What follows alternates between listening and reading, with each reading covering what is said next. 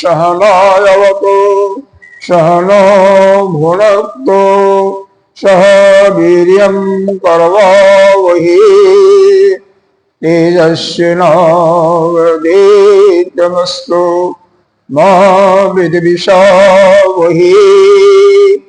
ओम शांति शांति शांति।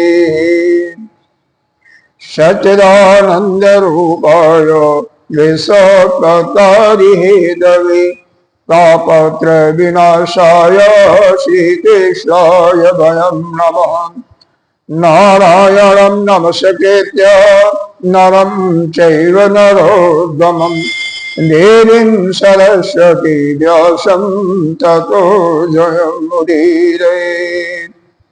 अखण्डमण्डलाकारं व्याप्तं येन चराचरं तत्पदं दर्शितं येन तस्मै श्रीगुरुवे नमः। अज्ञानतिमिरान्धस्य ज्ञानाञ्जनशलाकया चक्षुरुन्मीलितं येन तस्मै श्रीगुरुवे नमः। गुरुर्ब्रह्मा गुरुर्विष्णु गुरुर्देवो महेश्वरः गुरुर्साक्षात् परं ब्रह्म तस्मै श्रीगुरुवे नमः। त्वमेव माता च पिता त्वमेव बन्धुः च सखा त्वमेव विद्याधरं त्वमेव सर्वं मम देव गजाननं भूतगणाधिसेवितं तपेतजम्बोफलचारुभक्षणम् उमाशतं शोकविनाशकारकं नमामि गणेशपादपङ्कजम्। अनंत श्री विभूषित श्री 1008 पंचायती महानिर्वाणी अखाड़ा के वरिष्ठ श्रोत्रिय ब्रह्मनिष्ठ महामंडलेश्वर एवं उत्तर प्रदेश समाज के अध्यक्ष श्री सदगुरुदेव भगवान के चरणों में कोटि कोटि नमन बंदन।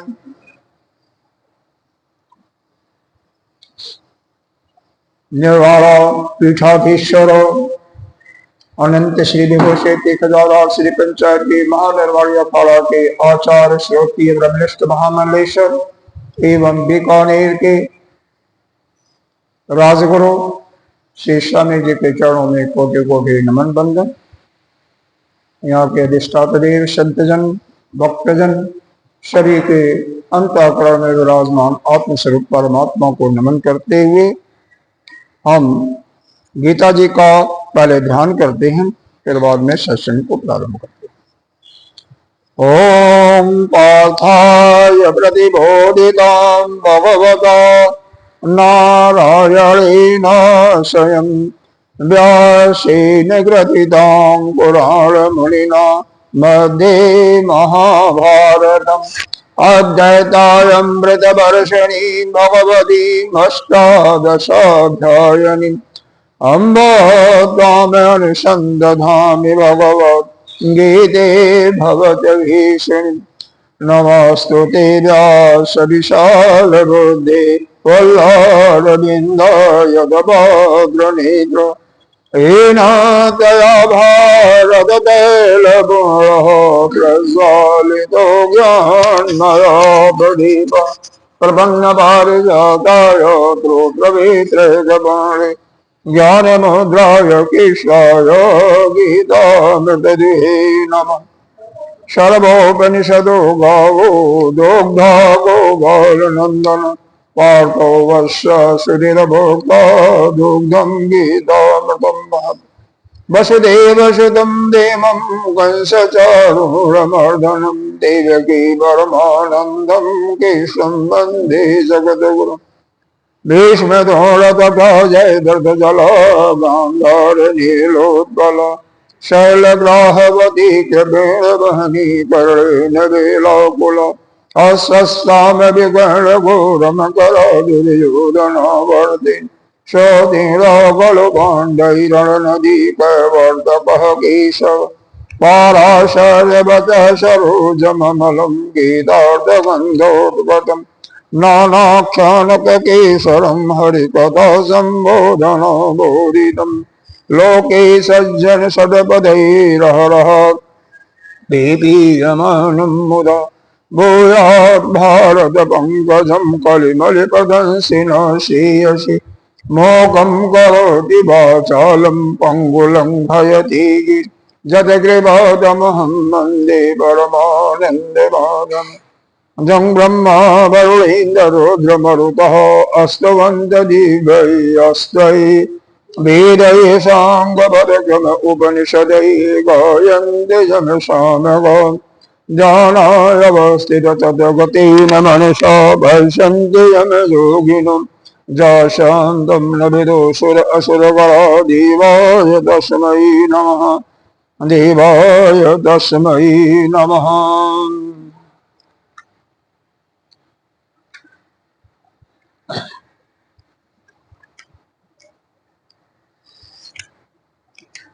चार श्लोकों के माध्यम से भगवान के विभूतियों का वर्णन किया जा रहा है, क्योंकि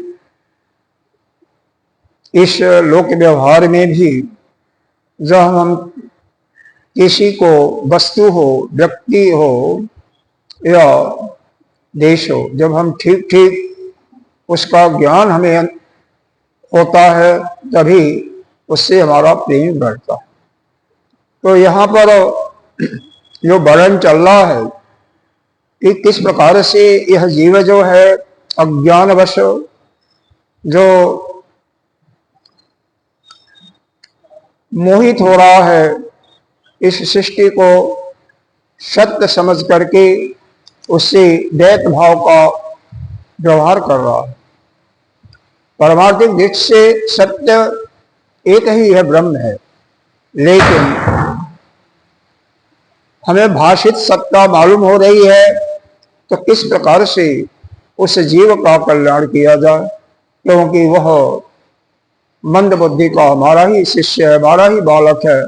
तो उसके लिए भगवान ने पहले तो यह बताया कि 6 गुणों को धारण करके, 6 गुण कौन है? पहला मान, दूसरा मोह, इन दोनों से रहित हो, यानी इस संसार में किसी से मान सम्मान प्राप्त करने की लेश मात्र भी इच्छा न हो। दूसरा, किसी से किसी प्रकार का मोह भी न हो। तीसरा, किसी से भी आसक्ति भी न हो, यानी किसी के विषय में बारंबार सोचना, चिंतन करना, बात करना, वही कहलाता है आसक्ति। अगर ऐसे करना, आसक्ति करना, तो किसे करो? परमात्मा से करो, स्वाध्याय से करो, सत्संग से करो, ध्यान से करो, जाप से करो, यानी अध्यात्म में भी उसी से आसक्ति करो, अध्यात्म नित्य। और क्या? मोह हो गया, मान से रहित हो गया, आसक्ति से रहित हो गया, और चौथा जो बताया गया अध्यात्म में नित्य निरंतर लगे रहना। पांचवा चीज जो बताया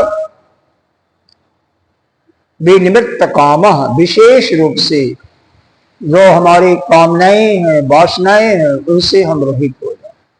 छठी चीज बताया द्वंद्वैर मुक्ता सुख दुख संचय, सुख और दुख इस प्रकार से लाभ हानि जय विजय, ये द्वंद्वात्मक की जो है इनसे हम बिल्कुल अलग हो जाएं। गच्छन्त मोह पदम अज्ञात, वही साधक उस परम पद को प्राप्त करता है। तो परम पद को प्राप्त करता है, क्योंकि वह परम पद कैसा है उसका यहाँ पर वर्णन किया जा रहा है। क्यों किया जा रहा है? कि उस परम पद को प्राप्त करके पुनः इस संसार में उसका भटकाव बंद हो जाता है। 84 लाख योनियों में जो आना जाना है वह बंद हो जाता है। तो किसी को भी जब उसके वहां पर जा करके वहां के बारे में ज्ञान होगा तभी तो वहां जाने की इच्छा करेगा, तभी वहां से प्रेम होगा। इसीलिए भगवान की विशेषताओं का वर्णन किया जा रहा है। पहले वर्णन किया गया कि जदादिगतम तेजो, यह जो आदित्य है, सूर्य है, चंद्रमा है, अग्नि है, यह तीनों चीजों के अंदर जो प्रकाश है वह मेरे द्वारा ही दिया जा रहा है। जज्जो विद्यमानकम, यानी मेरे ही प्रकाश से, मेरे ही शक्ति से सूर्य पूरी सृष्टि को प्रकाशित करता है। चंद्रमा पूरे सृष्टि में जो भी वनस्पतियां हैं उसको रसमयी, उसको अमृतमय बनाता है। और अग्नि भी मेरे ही तेज से प्रकाशित होती है। दूसरे श्लोक में बताया कि मैं ही जो है पृथ्वी के अंदर धारण करके भूतान, पृथ्वी के पर जितने भी रहने वाले प्राणी हैं सभी को मेरे ही शक्ति द्वारा धारित हो रहे हैं। इसीलिए पृथ्वी नीचे नहीं धंसती, पृथ्वी कहीं टूटती नहीं, कहीं फूटती नहीं।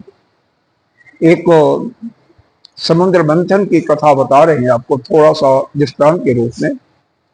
भगवान एक ही समय में कैसे भिन्न भिन्न रूप को धारण करके नाना प्रकार के काम करते हुए हम लोगों के भलाई के लिए काम करते हैं। देखिए, देवता लोग जब असुरों से परास्त हो गए थे, देवताओं का स्वर्ग छीना जा चुका था, देवता लोग भगवान के पास जाकर के उनसे विनय करते हैं कि भगवान कुछ करो जिससे हमारा कल्याण हो। भगवान कहते हैं, देखो देवता लोग, तुम जब तुम्हें सत्ता मिल जाती है तो सब कुछ भूल जाते हो। हम लोग भी उसी में हैं कि जब हम सुख पूर्वक रहते हैं तो भगवान को भूल जाते हैं। देवता लोग भी यही स्वभाव उनका भी।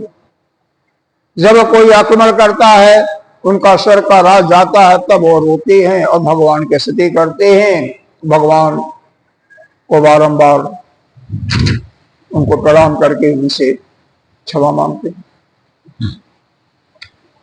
तो भगवान कहते हैं, देखो तुम्हारे ही वह सौतेले भाई हैं, ऐसा करो, तुम समुद्र में बहुत सारी औषधियां इसमें पड़े हुए हैं, क्या क्या पता है, रत्न पड़े हुए हैं, अमृत भी है। तो समुद्र में औषधियां डाल करके इसका मंथन करना है, अकेले नहीं कर पाओगे, वो भी तुम्हारे भाई हैं।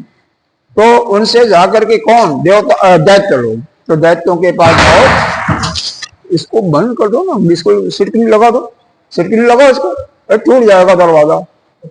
नहीं, मतलब यह आश्रम का नुकसान अपना नुकसान समझो ना, तब जाकर के आश्रम में आने का फायदा होता है, नहीं तो कोई फायदा नहीं।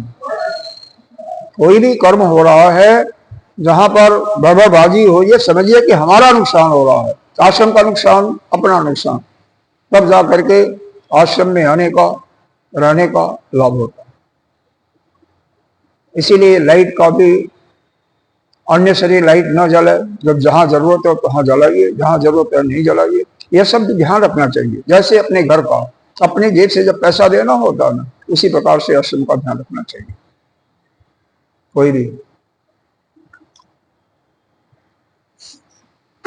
तो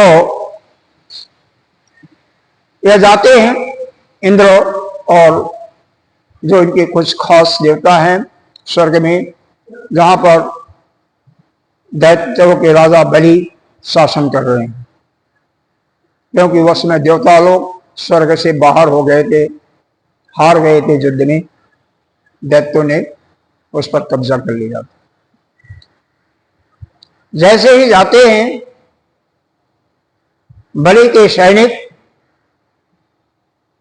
आक्रमण करने के लिए तैयार हो जाते हैं, क्योंकि मारो कहते हैं भले नहीं, वो देखो मुकुट को भी नहीं धारण किए हुए हैं, अस्त्र शस्त्र भी नहीं दिखाई दे रहा है। वह अगर कोई भी नम्र होकर के आए तो उसे मारने का, उससे कड़ा बोलने का कोई तात्पर्य नहीं होता है। उनको आने दो। आते हैं और कहते हैं कि देखो हम दोनों एक ही पिता के, हम दोनों भाई हैं, और ऐसा है कि हम दोनों मिल करके बहुत अच्छा कार्य कर सकते हैं। क्या अच्छा कार्य कर सकते हैं? इस समुद्र में नाना प्रकार के रत्न पड़े हुए हैं, खजाने पड़े हुए हैं, वहां पर औषधियां डाल करके, और जब हम उसकी मंदराचल पर्वत से मथानी बना करके मथेंगे तो नाना प्रकार के रत्न उसमें से आएगा। आधा आधा हम लोग बांट लेंगे। राजा बलि भी अग्री हो जाते हैं, सहमत हो जाते हैं, ठीक है। तो अब वहां पर भगवान किस प्रकार से सबकी सहायता करते हैं देखो। यह बांसुरी नाग का, बांसुरी नाग का मथानी बनाया जाता है। मंदराचल पर्वत को लाया जा, मंदराचल पर्वत मथानी के रूप में, बांसुरी नाग उसमें से जैसे रस्सी होती है ना, बांध करके फिर दोनों तरफ से मथते हैं। इस प्रकार से एक तरफ देवता, एक तरफ दैत्य। तो देवता लोग पहले मुख की तरफ जाते हैं, सांप के, बांसुरी नाग के। दैत्यों भाई देखो अभिमान तो सबको होता है ना, वह कहते हैं देखो हारा हुआ और मुख की तरफ जाला है। भगवान इशारा करते हैं ठीक है तुम पीछे चले जाओ। तो मुख की तरफ दैत्य लोग और पूंछ के तरफ देवता लोग। जब मथानी डगमगाती है, मंदराचल पर्वत नीचे धंसता है, तो नीचे भगवान कच्छप रूप धारण करके विराजमान होते हैं। तो एक रूप भगवान कच्छप का रूप धारण करके समुद्र में विराजमान होकर के उस मंदराचल पर्वत का जो मथानी के रूप में उसको थामे हुए। दूसरा, जब मथा जाता है तो बांस की नाग से जो फुफकार निकलता है, तो वह जो जहर निकलता है उससे सारे दैत्य लोग जो आगे थे और ज्यादा प्रभावित होते हैं।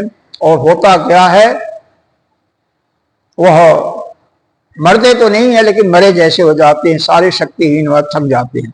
भगवान सबके रूप में हैं भी, सभी के अंतःकरण में विराजमान है। ऐसा गीता जी में भी आया है और उपनिषदों में भी आया है, ब्रह्मसूत्र में भी आया है। सभी के अंदर विराजमान है, लेकिन विशेष रूप से सबको शक्तिवान करके और सबके अंदर विराजमान होते हैं, जिससे यह कार्यक्रम ठीक रूप से चलता है। तो अब भगवान एक तरफ तो कच्छप के रूप में है और दूसरे तरफ से समस्त दैत्य और देवताओं में विशेष रूप से आ जाते हैं, जैसे वह दोनों तरफ से मथानी होते रहे, मथते रहे। तीसरा, भगवान स्वयं शरीर से देवताओं के तरफ से खड़ा होकर के मथने में सहायता करते हैं। इस प्रकार से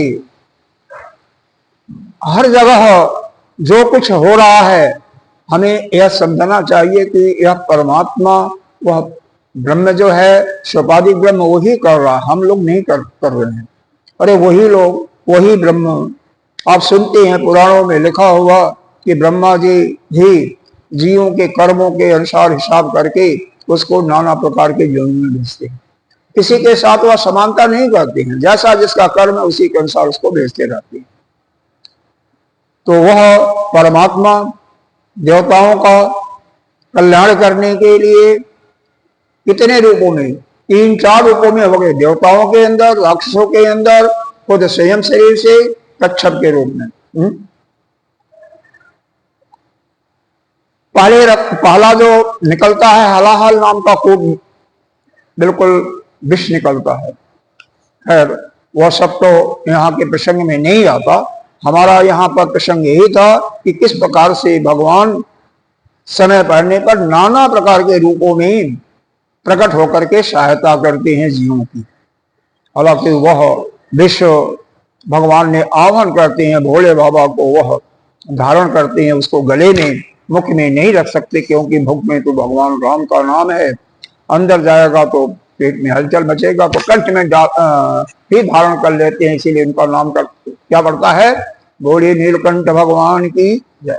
और जाकर के ऋषिकेश के आगे वहां पर विराजमान हो जाते हैं, विश्राम करते हैं।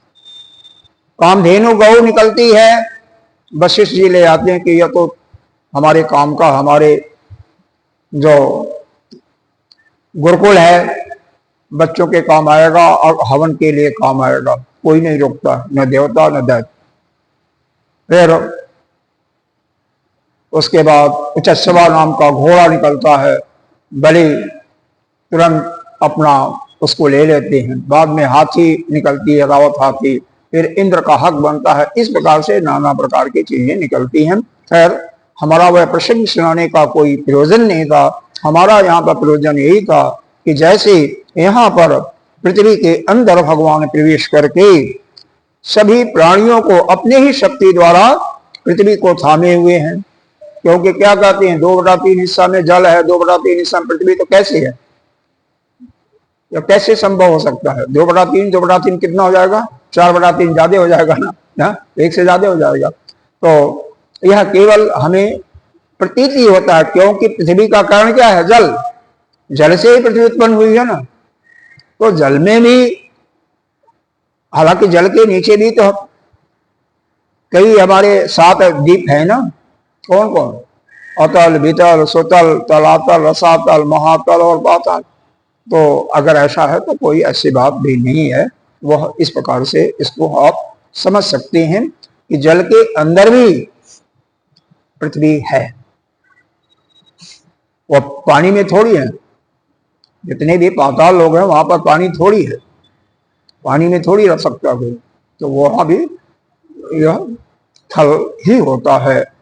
तो इस प्रकार से पृथ्वी को रोके हुए शक्ति को धारण करने का तात्पर्य है, केवल पृथ्वी को नहीं धारण करे हुए हैं, बल्कि समस्त जहां भी आवश्यकता होती है वहीं पर भगवान नाना रूपों में विराजमान। पुष्पाणि चौषधि सर्वा सोमो भक्ता सात्मक। चंद्रमा के अंदर ही स्वयं प्रवेश करके अमृतमय रस को सभी औषधियों में गिराते हुए सभी औषधियों को अमृतमय बना देते हैं, जिससे औषधियां, सोमो कहते हैं चंद्रमा को, सर्वा च औषधि, सभी औषधियों को, एक औषधि नहीं सभी औषधियों को वह क्या करते हैं, पुष्ट कर देते हैं। इसमें औषधि का नाम बताया, व्रीहि जौ आदि, मतलब व्रीहि का मतलब धान है, चावल होता है, जौ गेहूं जितना भी होता है ना, सभी औषधि है। जौ का तो नाम भी दिया है। तो मसाले भी प्रायः औषधि के रूप में आते हैं, जीरा भी पेट को ठंडा करता है, मेथी पेट में कोई गड़बड़ी होती है, हींग, ये सब औषधि के रूप में ही यूज होते हैं। अजवाइन पेट के लिए बहुत सुंदर औषधि है, यह सब औषधि। तो इसके रूप में चंद्रमा उसमें पोषित करता है अपने रस को, अमृतमय रस को। कौन करता है, किसके शक्ति से, वह परमात्मा की शक्ति से। तो यही भगवान यहाँ पर बता रहे हैं कि हमारी शक्ति से, यानी हम ही चंद्रमा बन करके हम पूरे जो औषधियां हैं, वनस्पतियां हैं, सभी में रस डाल करके उसको पुष्ट कर देता हूं, जिससे जीव उसका ग्रहण करके और वह क्या हो जा, पुष्ट हो जा, निरोग हो जा। कितना दिया हुआ है, कितना सुंदर दिया हुआ है। सोमा स ही सर्व औषधि स्व आत्मरस अनुप्रवेशेन पुष्णाति। मतलब जो समस्त रसों की खानी है, कौन है, वह परमात्मा, वही सोम है। वो अपने रस का संचार करके समस्त वनस्पतियों का पोषण किया करता है। रस स्वरूप चंद्रमा हुए, चंद्रमा में रस किसका आया, उस परमात्मा का। और पृथ्वी से जो उत्पन्न होता है धान जौ आदि समस्त औषधियों का सभी का पोषण करते हैं, सभी को स्वाद युक्त भी बनाते हैं। सभी रसों की वही आत्मा है, उनका स्वभाव ही ऐसा है, समस्त रसों की खानी है, वह परमात्मा। मतलब 10वें अध्याय में यह भी आया है ना कि जहां पर कोई विशेषता देखो वह क्या है, वह परमात्मा है। परमात्मा है सबके अंदर है। जैसे जंगली जानवरों में क्या बताया गया, मैं सिंह हूं, नदियों में मैं गंगा हूं। 10वें अध्याय में गीता जी में बताया गया कि हम ही सब कुछ है। तो जहां भी कोई विशेषता देखो तो वह परमात्मा का वहां एक विशेष अंश होता है। सबके अंदर तो है लेकिन जहां जहां विशेष है। पशुओं में, पालतू पशुओं में क्या है, वह गाय है, गाय के रूप में, इसलिए गाय की पूजा होती है। तो इस प्रकार से भगवान ही जो है, अरे चींटी में भी भगवान है ना, इसको मानते हो नहीं मानते? वृक्ष में भी भगवान है, वृक्ष में भी प्राण है। जहां जहां प्राण होता है वहां वहां वह आत्मा के रूप में विराजमान है। बिना प्राण के क्या यह वृक्ष जिंदा हो सकता है क्या? मूल से जड़ से जो पानी दिया जाता है, जो खाद दिया जाता है, वह वहां से खींच करके, जैसे हम लोग सांस को वायुमंडल से खींच करके और हम लोग तो बाह्य जगत से भोजन को ग्रहण करके शक्ति का संचार करते हैं अपने अंदर, लेकिन वह वृक्ष इत्यादि वो भी जो जमीन के अंदर होता है उसे शक्ति ग्रहण करते हैं। तो प्राण तो सबके अंदर है। अब अगले श्लोक में ही बताया भी है, इसको शायद बता दिया था मैंने कल, चलो, कि भगवान ही हमारे अंदर अहम वैश्वा नरो भोक्ता प्राणी नाम देहम आश्रितः प्राण अपान समाजुक्ता पचामन्यम चतुर्विध। प्राण अपान, दो प्राणों का नाम लिया। 5 प्राण होते हैं, प्राण अपान समान उदान व्यान, या वैसे क्रम से करना चाहें तो प्राण अपान व्यान उदान और समान लास्ट में आता है वेद के अनुसार। योग दर्शन के अनुसार प्राण अपान समान व्यान और उदान आता है। इस प्रकार से अलग अलग दर्शन के अनुसार अलग अलग इसका क्रम दिया हुआ। बाकी इसमें कोई भी भेद नहीं है। वेदांत भी 5 प्राणों को इसी रूप में मानता है। क्यों? योग दर्शन में व्यास भगवान ने भाष्य लिखा हुआ, कई वेदों में हमारे आया हुआ है। इस प्राणों के विषय में कई उपनिषदों में वर्णन किया हुआ है 5 प्राणों का। तो ऐसा नहीं है, वेदांत में भी है, योग दर्शन में भी है। योग दर्शन तो है ही है। तो यहां पर जो यह लिखा हुआ है कि हम ही जो है वैश्वानर नामक अग्नि बन करके जो कुछ कोई ग्रहण करता है उसको मैं पचाता हूं। तो कैसे करती हूं? आपके शरीर में 5 प्रकार के जूस निकलते हैं। कहां से? यह पित्त है ना, जो लिवर, यहां से एक जूस निकलता है जिसको आप पित्त कहते हो। पित्त पीला पीला होता है, क्षार होता है। पंक्रियाज से अलग जूस निकलता है, आंतों से भी जूस निकलता है, आंतों से भी जूस निकलता है, मुंह से भी लार निकलता है, वह लार पचाने में सहायक करता है। हाँ, छोटी आंत से भी जूस निकलता है, आमाशय से भी निकलता है, पंक्रियाज से भी निकलता है और पित्त से लीवर जो है वहां से भी निकलता है। इस प्रकार से 5 मिलकर के जैसे चक्की चलती है ना, जो कुछ यहाँ पर अंदर जाता है ऐसे वह चलता रहता है और वह अन्न पचता है। इसीलिए कहते हैं कि आपको 32 दांत भगवान ने दिए हैं तो 32 बार चबा करके, मतलब जब जो भोजन ग्रहण करते हो उलुब्धि बन जाए तब ग्रहण करो। तो पाचन शक्ति, यह जो पाचन के अंग हैं उनको ज्यादा काम नहीं करना पड़ेगा। और उसमें से जो कार्बोहाइड्रेट है यानी शुगर की मात्रा जो शक्ति का काम देता है वह जहां जहां जरूरत होती है शरीर के अंदर चला जाता है। कुछ उसमें से चुरा करके, हमारा शरीर भी चुरा के रखता है। चुराने का मतलब कुछ उसमें से एक अंश रख लेता है क्योंकि जब आप भोजन जिस दिन नहीं करोगे उस दिन वो शक्ति वो काम देता है, वही देता है, और कुछ दिन के बाद वही चर्बी के रूप में हो जाता है। तो आप कहते हो कि मैं मोटा हो गया, मैं तगड़ा हो गया, अरे कुछ नहीं, वो चर्बी है, एक्सेस कुछ नहीं है।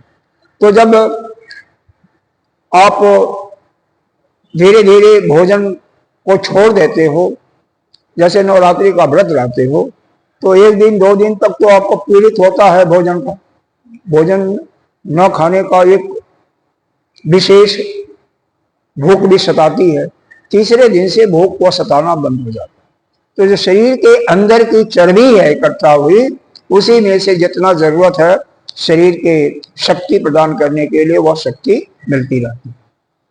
अब देखो, यह ऐसा भगवान ने, प्रकृति ने नियम बना दिया है कि जैसा चाहो इस शरीर को वैसा ही रखो, वैसा ही आपकी एक आदत सी बन जाएगी। अब जैसे फरारी बाबा को ले, नहीं खाते हैं तो इनको अन्न खाएंगे तो पचेगा ही नहीं है, कई सालों से छोड़ दिया है ना, तो नहीं पचेगा।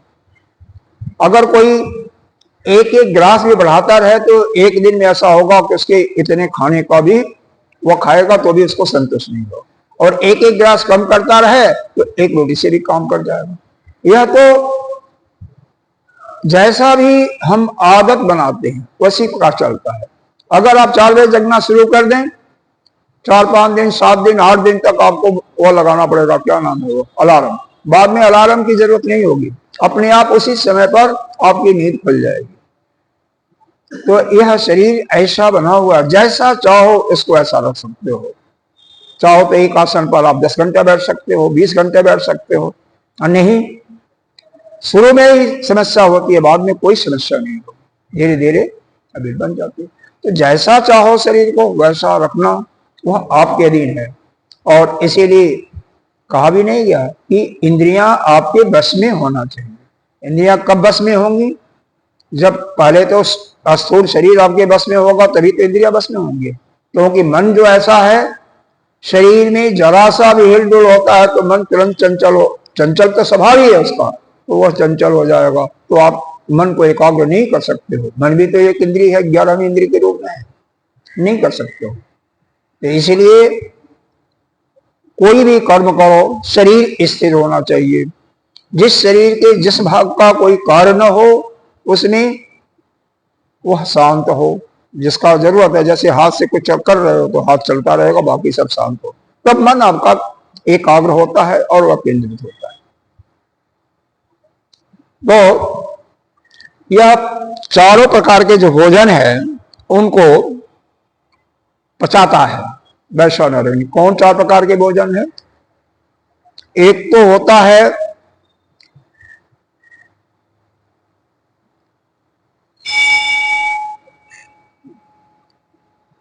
भक्ष्य। भक्ष्य का मतलब जो ठोस चीज खाते हो, जैसे चावल है, दाल है, रोटी है, सब्जी है। दाल तो पतली होगी तो ऐसे भी वो भक्ष्य में नहीं आएगा, फिर वो भोक्ष में आ जाएगा, निगला जाएगा। लेकिन दाल गाढ़ी है तो वो भक्ष्य में आएगा। तो उसको चबा चबा करके दांतों के द्वारा उसको लुग्गी बना करके निकलते हो, क्योंकि एक ही नली है, उसी से पानी भी जा रहा है, उसी से अभी जा रहा है, उसी के अंदर सांस की नलिका भी है। तो इसीलिए भोजन करते समय बोलना बंद किया जाता है, मना किया जाता है कि भोजन करते समय मत बोलो। क्यों? भोजन करते समय यदि आप बोलोगे तो अगर चावल का एक कण भी श्वास नली में चला गया तो उसी समय प्राण निकल जाएगा। अरे हमारे यहाँ देखा हुआ, एक का निकला हुआ वो बीच में पूरा उनकी बिटिया और दामाद इत्यादि आए थे, कोई बात छिड़ गई और लोग ठठाका मार के हंसने लगे। भोजन कर रहे थे, बिल्कुल स्वस्थ एक कण जो है चावल का अंदर चला गया, श्वास नलिका बंद हो गई और उसी समय प्राण निकल गया। डॉक्टर वगैरह कुछ नहीं कर पाए, जब तक आए तब तक। तो इसीलिए बिल्कुल शांतिपूर्वक भोजन करना चाहिए। यहाँ तक कि टीवी इत्यादि भी नहीं देखना चाहिए, मोबाइल भी नहीं चलाना चाहिए। क्यों? कभी कोई दृश्य ऐसा आ जाएगा कि वह आपके मन को विक्षिप्त कर देगा। अब मन विक्षिप्त होगा तो हो सकता है वहां पर अपने आप ही कोई विष बन जाए, कोई ऐसा चीज बन जाए जो आपके शरीर को नुकसान पहुंचाने वाला हो।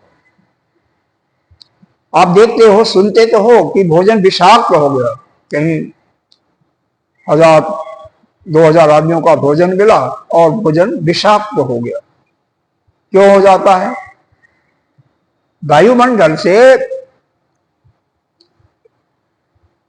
अरबों की संख्या में कीटाणु होते हैं। कोई कीटाणु उसमें आ गया तो क्या पता चलता, खुला रखते हो आप पानी के द्वारा या काट करके जो सलाद रखते हैं, इसके माध्यम से कीटाणु प्रवेश करते हैं, ज्यादा विषाक्त ही होता है। इसलिए जल बिल्कुल ढका हो या बोतल का ही जल यूज करना चाहिए।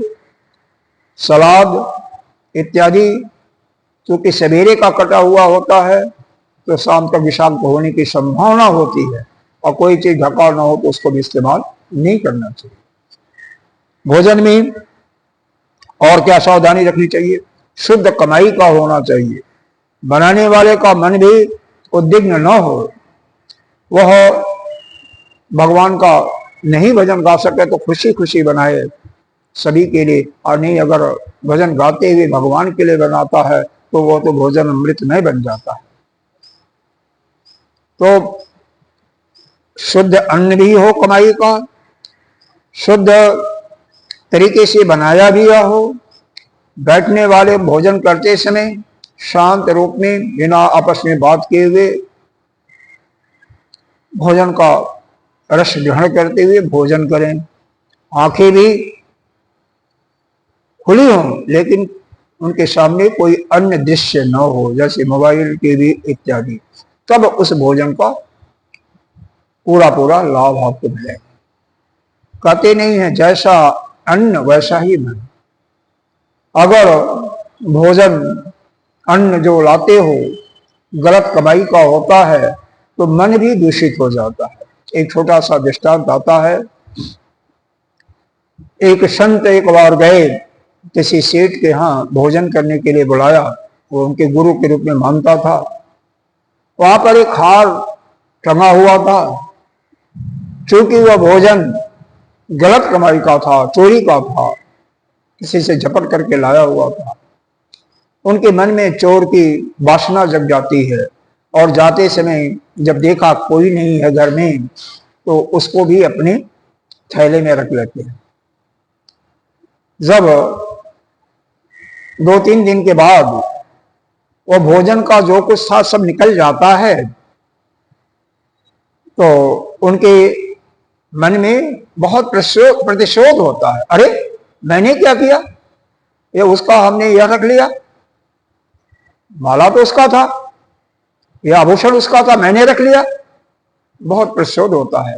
उसको ले करके फिर उसके पास जाते हैं, सेठ के पास पूछते हैं, सेठ यह बताओ जो उस दिन मेरे को भोजन खिलाया था, उस दिन तो तुमने बुलाया था तो मैं आया था, आज मैं बिना बुलाए आ गया। वो अन्न जो था किस कमाई का था, ईमानदारी से बोलना।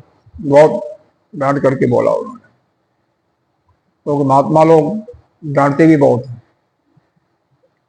उसने कहा नहीं महाराज गलत कमाई का था, ऐसे ऐसे हमने गलत तरीके से गया। तो उन्होंने कहा देख उस चोरी का तेरा अपहरण किया हुआ माल था ना, मैं खाया, मेरे अंदर भी चोर की वासना वृत्ति बन गई और मैं तेरे हार को उठा ले गया, देख के लाया हूं।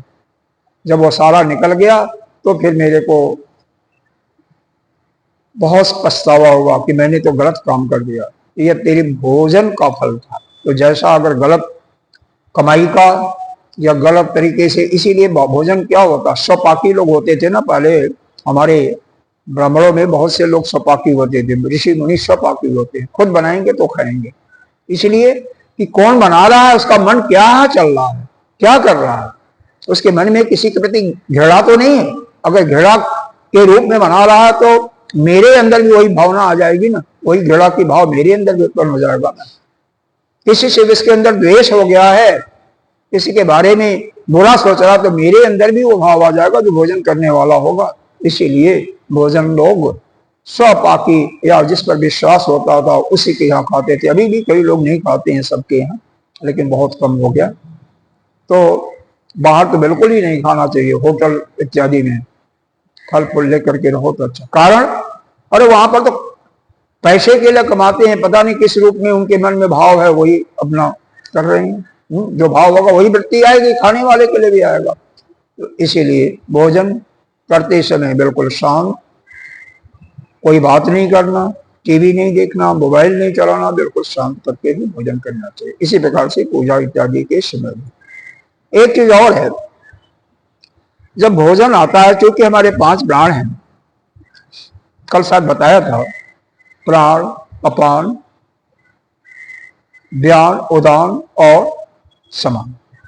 तो 5 बार जैसे भगवान को भोग लगाया जाता है तो वहां पर क्या कहते हैं, ओम प्राणाय स्वाहा, ओम अपानाय स्वाहा, ओम व्यानाय स्वाहा, ओम उदानाय स्वाहा, ओम समानाय स्वाहा। उसी प्रकार से मंत्र भी पढ़ते हैं। तो पानी लेकर के करके थोड़ा सा जल ले करके अंदर डालना चाहिए। उससे क्या होता है, एक तो यह गला आपका रस युक्त हो जाता है, पानी से रसीला हो जाता है, भोजन आसानी से निकला जाता है। और 5 बार ये जो स्वाहा स्वाहा करके 5 हल्का सा निकाल के रख देते हो तो ये भोजन आपका यज्ञ हो जाता है, वही भोजन यज्ञ के रूप में हो जाता है। और जब भोजन करने के बाद भी अभिषेक किया जाता है तो ऐसा हमारे ग्रंथों में, शास्त्रों में बताया गया है। जो लोग करते हैं, कुछ लोग करते भी हैं, नहीं करते हैं, कोई बात नहीं, लेकिन कम से कम शुद्ध कमाई का भोजन खाओ। बनाते समय भी वही बनाया, इसी का बनाया हुआ खाइए जो कि प्रसन्न मन से बना रहा है, भगवान का भजन करते हुए, या कम से कम प्रसन्न मन से बना रहा है। यह आपको दावतों में, आश्रमों में संभव नहीं होगा, नहीं संभव। क्यों नहीं संभव होगा भाई? बनाते तो हैं भंडारी, वो कैसे हैं क्या नहीं, सभी भगवान के भक्त तो नहीं होते हैं, कई जगह होते भी हैं लेकिन बहुत कम होते हैं। तो जैसा भी है, लेकिन ऐसा भोजन के विषय में जो अलर्ट रहता है, सजग रहता है, उसका मन कभी भी विचलित नहीं होता, उसका मन शांत होता है। ये सब बताने का यही यहाँ पर भगवान का था कि लोग जो हैं अपने मन को विक्षिप्त न होने दें। श्रुतियों के अनुसार जैसा वर्णन किया हुआ है उसी के अनुसार, क्योंकि एक देखो बृहदारण्यक उपनिषद में ऐसा एक वर्णन है, अयम अग्नि वैश्वानरो जो अयम अंतः पुरुषे जेन इदम अन्नम पचते। वहां पर भी यही वर्णन है कि मैं ही वैश्वानर नामक अग्नि हूं। बाहर पिछले श्लोक में बताया था कि मैं अग्नि, मेरे ही शक्ति से अग्नि चलती है, अग्नि का प्रकाश मेरे ही शक्ति से होता है। वो तो बाहर समष्टि के अग्नि के लिए बताया था, और यहाँ पर यह व्यष्टि अग्नि के लिए बता दिया, मतलब हर एक के अंदर, हर एक प्राणी के अंदर मैं ही अग्नि के रूप में भोजन को पचाता हूं। मैं ही वैश्वानर, पुरुष के भीतर, पुरुष का मतलब किसी भी प्राणी के भीतर बैठ करके भोजन को पचाता। अगर इसका ठीक ठीक पालन करोगे तो उसका पेट ठीक ही रहेगा ना, उसमें कोई गड़बड़ी नहीं होगी। लेकिन अब यह है कि कोई करे न करे वो तो बात अलग है। चलिए अगला श्लोक देखते हैं। सर्वस्य चाहं हृदय सन्निविष्टो मत्तः स्मृति ज्ञानम अपोहनम च वेदैश्च सर्वैरहमेव वेदो वेदांत कृतवेद विदेव चाहं। सर्वस्य चाहं, मैं ही, मत्तः माने मैं ही, मुझसे ही, सर्वस्य समस्त, सन्निविष्टो मतलब, सन्निविष्टो का मतलब होता है, यहां पर दिया हुआ है, अब तो हृदय सर्वस्व प्राणी जातस्य अहम आत्मा सन हृदय बुद्धौ सन्निविष्ट अतो। विस्मृति नहीं, विस्मृति नहीं होता, नहीं, ये कुछ और। सन्निविष्ट, मैं उसी में स्थिर हूं, मतलब सभी प्राणी का आत्मा होकर के ही मैं सबके अंदर स्थित हूं, सबके अंतःकरण में विराजमान हूं। सर्वस्व चाहम हृदय, अंतःकरण में, हृदय का अंतःकरण जो है, हृदय गुहा में मैं ही स्थित हूं। और मैं क्या करता हूं? स्मृति ज्ञानम अपोहनम च, मैं ही उसको स्मृति भी दिलाता हूं, किसी चीज का स्मरण मैं ही दिलाता हूं, ज्ञान भी मैं ही दिलाता हूं, मैं ही ज्ञान भी देने वाला हूं।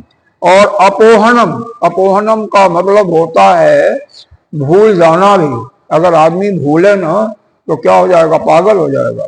वैसे यहाँ पर भाष्यकार ने कुछ और अलग अर्थ बताया है। उनका अर्थ यह है कि जेषाम पूर्ण कर्मिणाम पूर्ण कर्मा अनुरोधेन ज्ञान स्मृति भवता तथा पाप कर्मिणाम पाप कर्मानुरूपेण अस्मृति ज्ञानियो अपायनम अपगमनम च। यह जो शब्द आया है स्मृति, ज्ञान और अपोहन, इनका अर्थ भगवान ने क्या बताया है?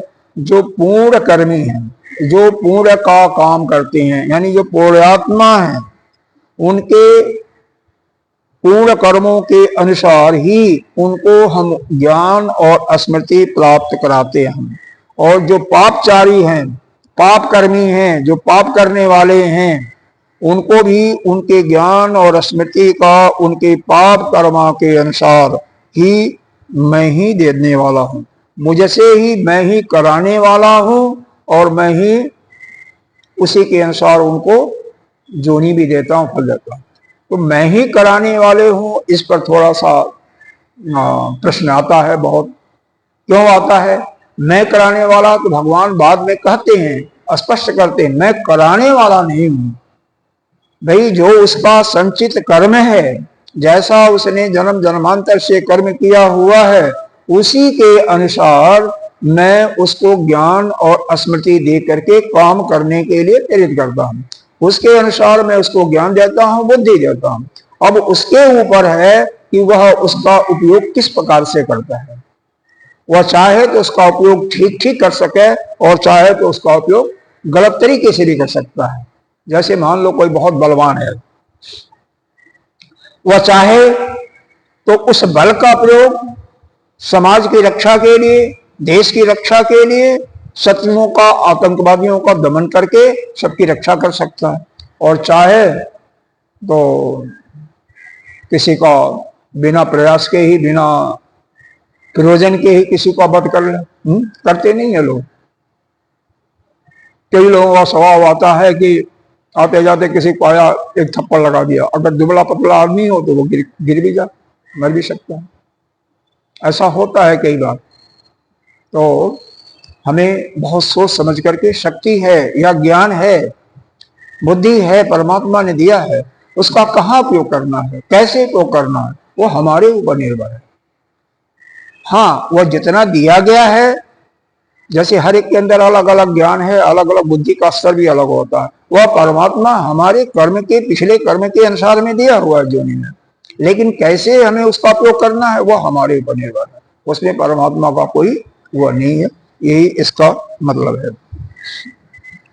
समस्त वेदई च सर्वैरहमे वेदो, समस्त वेदों में मैं परमात्मा ही, भाई वेद ही, देखो वेद जो है परमात्मा के श्वास प्रश्वास से ही निकला हुआ है। और भगवान को यदि जानना हो, परमात्मा को जानना हो, तो कौन बताएगा? वेद ही बताता है। मतलब वेद के द्वारा ही मैं जाना जाता हूं। कौन बताएगा? जो श्रोति और ब्रह्मनिष्ठ संत होगा, आचार्य होगा, गुरु होगा। तो वेदों के रहस्य को, वेदों के रहस्य को पूर्ण रूप से समझने वाले ही मेरे बारे में बता सकते हैं। और यहाँ पर तो भगवान के विशेषताओं का ही वर्णन किया जा रहा है, फिर भी भगवान यहाँ पर स्पष्ट रूप से बता रहे हैं कि मैं वेदों के द्वारा, श्रुतियों के द्वारा ही जाना जा सकता हूँ। और कौन बताएगा? जो उसको ठीक ठीक पहले वेदों को समझता हो। वेदों का अर्थ जो नहीं समझेगा वह क्या बताएगा। यहां पर आगे अगले इसका श्लोक समझ गया कि नहीं। सर्वस्य चाहम हृदय सन्नविष्टो मत्तः अस्मृति ज्ञानम अपोहनम च। सभी प्राणियों के हृदय गुहा में अंतर या जो अंतःकरण में मैं ही स्थित होकर के उनके कर्मों के अनुसार, भाई पाप कर्म करने वाले हैं तो उनके कर्म के अनुसार, पुण्य कर्म करने वाले पुण्य से अनुसार, सभी के पिछले कर्मों के अनुसार उनको स्मृति, ज्ञान और अपोहन, अपोहन मतलब उनको भूल जाना भी जरूरत नहीं है। कई जगह ऐसा भी लिखा हुआ है कि वह शंका हो जाता है, भ्रम हो जाता है, विभ्रम शंका लगभग एक ही है, या विपर्य बुद्धि हो जाती है, तो उसको करने वाला भी मैं ही हूं। कैसे? जो उसके पिछले कर्म थे उसके अनुसार मैं उनको देता हूं। और यहाँ पर किसी संत ने बताया कि नहीं, इसका मतलब अपोहनम का मतलब भूल जाना होता। तो दोनों बात है कि मतलब थोड़ा थोड़ा अंतर है कि किसी प्रकार का शंका ना हो, विक्षेप ना हो, वह सब करना मेरा ही स्वभाव है, मैं ही करवाता हूं। जीव वैसा ज्ञान देता हूं, ऐसा उसकी बुद्धि देता हूं, जैसे उसके अंदर वैसे ही बुद्धि की प्रखरता हो, ज्ञान की प्रचुरता या कम हो, और या किस चीज के शंका का समाधान हो सके, किस प्रकार से कौन चीज कब भूल जाए। अब मान लो 4 दिन के पास कोई पूछे तो आपको याद रहेगा क्या खाया था आपने? शायद ही नहीं याद होगा। तो क्या कोई जरूरत नहीं है ना, क्या जरूरत है कि हमने क्या खाया था 4 दिन के पहले, महीने के पहले क्या खाया था, क्या आवश्यकता, क्या कोई जरूरत नहीं है ना। ये सब भूलने का काम क्या होता है? अरे ये देखो किसी के पिता का डेथ हो गया, माँ का डेथ हो गया, वाइफ का डेथ हो गया, होता ही जाता है। तो क्योंकि जो भी प्राणी आया उसका जाएगा। धीरे धीरे 6 महीने साल भर में उसकी याददाश्त बिल्कुल, जो कि पहले 10 दिन, 12 दिन, 15 दिन में 4 बार चिंतन करता रहता होगा, और 6 महीने के बाद शायद किसी दिन एक बार भी चिंतन, कहीं हफ्ते 15 दिन में कोई बात आ गई तो चिंतन करता, नहीं तो बिल्कुल भूल जाता है।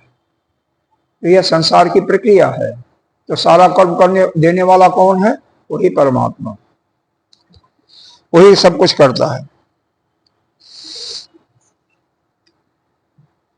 तो अगले श्लोक की संगति देते हैं। और वेद न हो, एक चीज उसको भी बताना जरूरी, वेद न हो, वेद कोई रहस्य को, ज्ञान को जानने वाला कोई ना हो, और वह उसके द्वारा आप उस ज्ञान को, वेद के अंदर जो परमात्मा का विशेषताएं हैं, परमात्मा के गुण हैं, उसको न बताने वाला हो, तो आप कैसे जानोगे परमात्मा कैसा है और किस प्रकार से उसको हम प्राप्त कर सकते हैं। तो माध्यम वेद ही है। और चूंकि वेद बहुत विस्तृत रूप में है, 1 लाख मंत्र है, जिसमें से 80,000 मंत्र जो हैं कर्म कांड के हैं, 16,000 मंत्र भक्ति के हैं, उपासना के हैं, केवल ज्ञान के 4,000 ही मंत्र हैं। 4,000 मंत्र जो हैं 108 उपनिषदों में विभक्त हैं। उसमें से कोई भी एक उपनिषद का भी, 10 उपनिषद जिस पर सभी आचार्यों ने भाष्य लिखा है, उसमें से कोई एक उपनिषद का ठीक ठीक आपको ज्ञान हो जाए तो आपका बेड़ा पार हो जाएगा। अरे ईशावास्य उपनिषद में केवल 18 ही मंत्र हैं, केवल 18 मंत्र हैं। अगर उसी का ठीक ठीक ज्ञान प्राप्त कर लो, मुक्त है ही हो। पहले ही मंत्र में बोल दिया, ईशावास्यम सर्वम जत किंचित जगत्याम जगत। लेकिन कम से कम आपकी ऐसी बुद्धि ना हो ना कि उसमें शंका ना करे ना, इस संसार में, सृष्टि में जो कुछ है मैं ही हूं, अकेला, केवल ईश्वरी है, और कोई उसके अतिरिक्त कुछ नहीं है। मांडव्योपनिषद चल रहा, केवल 12 मंत्र हैं, उस पर तो कारिका है, वह तो हमारे समझाने के लिए उसका विस्तार हुआ, लेकिन मंत्र कितने हैं? केवल 12 है। सबसे छोटा मंत्र वाला यह है। केन उपनिषद में भी बहुत ज्यादा मंत्र नहीं है, 32-33 मंत्र होंगे, 34 से ज्यादा नहीं होंगे। तो ऐसे किसी भी उपनिषद को अच्छी तरह से अपने अंदर धारण कर ले, कैसे किसी स्रोत के धर्मनिष्ठ आचार से सुन करके ही उसका कल्याण हो सकता है। अब यहाँ पर आगे की समय होने वाला, लेकिन तब तक कुछ हम इसमें सुन लेते हैं। भगवत ईश्वरस्य नारायण आख्यस्य विभूति संक्षेप उक्तो विशिष्ट उपाधिकृतो जदादिगतम तेज इत्यादि ना। कह रहे हैं ऊपर के जो 4 श्लोक हैं ना, 12वें से लेकर के 15 तक, इसलिए इन्होंने स्पष्ट यहां पर लिख दिया जदाति गतम तेज। यह 12वें श्लोक में शुरू में आया है, जदाति गतम तेजो। यहां से लेकर के नारायण नामक भगवान ईश्वर की यहां तक जो यह 15वें श्लोक तक आया है, उस भगवान का जो सोपाधिक ब्रह्म है, निर्गुण निराकार का यहाँ पर वर्णन नहीं किया गया, इस बात में मत रहना।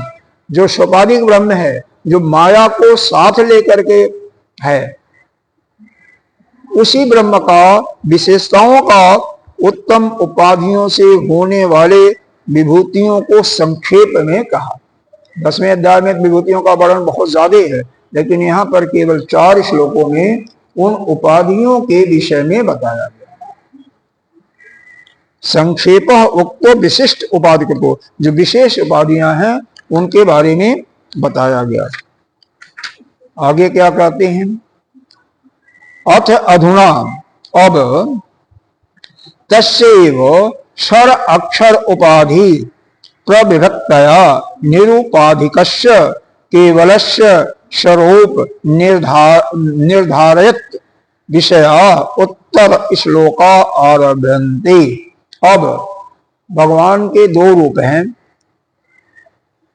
कौन कौन? एक निर्गुण निराकार, जो कि न कुछ करता है, उसका कोई रूप भी नहीं है, और वही हम सभी प्राणियों के अंदर भी है, बाहर भी है, अंदर बाहर सब कुछ है। और वही परमात्मा निर्गुण निराकार ही ब्रह्म है। जब उसकी इच्छा होती है कि एक से मैं कहीं हो जाऊं, तो माया का रूप धारण करके वह सगुण निराकार रूप में प्रकट होता है। उसी को हम भगवान कहते हैं, ईश्वर कहते हैं, या विष्णु कहो, अम्बा कहो, जगदम्बा कहो, जो कुछ कहो, वह एक ही है। कई रूपों में भाषित होता दिखाई पड़ता, लेकिन वह एक ही है, एक से अलग नहीं है। तो इसी को कह रहे हैं क्षर और अक्षर। क्षर का मतलब जीव, क्योंकि जीव भी परमात्मा का ही अंश है। अभी 15वें, इसी 15वां जो अध्याय चल रहा, इसी अध्याय में बताया गया ईश्वर अंश जीव अविनाशी। बताया गया ना, कौन सा है? मेरे ख्याल से 10वां या 11वां है श्लोक का नाम, ममई वांसो जीवलोके जीवभूता सनातन। यह 7वां श्लोक बताया गया। ममई अंशो है जीवलोके जीवभूता सनातन, मेरा ही अंश जीव है। गीता जी में 18वें अध्याय में भी बताया गया है, 61-62 श्लोक में है, वहां भी बताया गया है कि यह जीव जो है मेरा ही अंश है। और इसकी पुष्टि निराकरण ब्रह्मसूत्र में भी किया गया है। तो यह निश्चित रूप से यह जीव जो है उस परमात्मा का ही अंश है। और किसी चीज को जब बारंबार बताया जाता है, इसका मतलब वह उसके लिए दृढ़ता दी जाती है। देखो 61वें श्लोक में बताया गया है, ईश्वर सर्वभूतानां हृदय ईशे अर्जुन तिष्ठति। सभी के हृदय में, सभी प्राणियों का वही ईश्वर, मतलब सबका नियामक है, सब पर शासन करने वाला। और हृदय देशे अर्जुन तिष्ठति, हे अर्जुन, वही सभी के हृदय गुहा में यानी अंतःकरण में स्थित है। भ्राम्यन् सर्वभूतानि जंत्रारूढ़ानि माया, माया से युक्त, क्योंकि माया कहिए या अज्ञान कहिए, अज्ञान के कारण ही यह जीव नाना प्रकार के, मतलब इसके अंदर द्वैत भाव आता है कि मैं शरीर हूं, मैं करता हूं, मैं, जबकि कर्ता ज्ञाता कुछ नहीं है। सब कुछ क्या है, वह परमात्मा के अनुसार ही सब कुछ कार्य करने वाला, संचालन करने वाला, प्रकृति के माध्यम से वही करवाता है। लेकिन हम क्या बनते हैं, हम अमुक कार्य करने वाले बन जाते हैं कि हम नहीं करते तो यह कार्य नहीं होता, हम बेटे को नहीं पढ़ाते तो बेटा नहीं पढ़ पाता, हम अमुक की वह नहीं करते, जैसे पत्नी मान लो नहीं कमाती है तो यह पत्नी भूखी मर जाती। तो यही जो है हमें पतन के गर्त में, नरक के गर्त में गिराने वाला, करने वाला सब कुछ वह परमात्मा है। वही कोई भी जीव आपके यहाँ आया, चाहे बेटे के रूप में, बेटी के रूप में, पोता के रूप में, बहू के रूप में, वह अपने भाग्य को लेकर के साथ में आता है, खाली नहीं आता है। अपने दुख को भी ले आता है और अपने पुण्य को भी लाता है। दुख जो लाता है उसको भी आप हिस्सादारी बांटते ही हो, और जो पाप लाया है उसके भाग से जो आता है उसका भी आप सेवन करते हो। तो सब कुछ अपने भाग्य से होता है, अपने ही कर्मों के अनुसार उसको फल मिलता है। आप देने वाले कुछ नहीं है। ध्यान सर्वभूतानि, सभी प्राणियों को मैं ही माया के द्वारा ही, माया के अधीन करके ही उनको भ्रमित भी मैं ही करने वाला हूं, दूसरा कोई नहीं करता है। तो इस प्रकार से जगह जगह भगवान ने इसको दृढ़ किया कि जो कुछ है सब मैं ही करने वाला हूं और कोई दूसरा कोई करने वाला नहीं है। अब उसी उपाधि रहित शुद्ध जो परमात्मा है, जब उपाधि है तो वो शुद्ध परमात्मा नहीं है। इसको बंद करते हैं और अगले श्लोक का आरंभ किया जाता है। अब इसके बारे में कल हम चर्चा करेंगे। ओम पूर्णमिदः पूर्णमिदं पूर्णात् पूर्णमुदच्यते पूर्णस्य पूर्णमादाय पूर्णमेवावशिष्यते। ओम शांति शांति शांति। शंकरं शंकराचार्यं केशवं बादरायणं सूत्रभाष्य कृतौ वन्दे भगवन्तौ पुनः पुनः।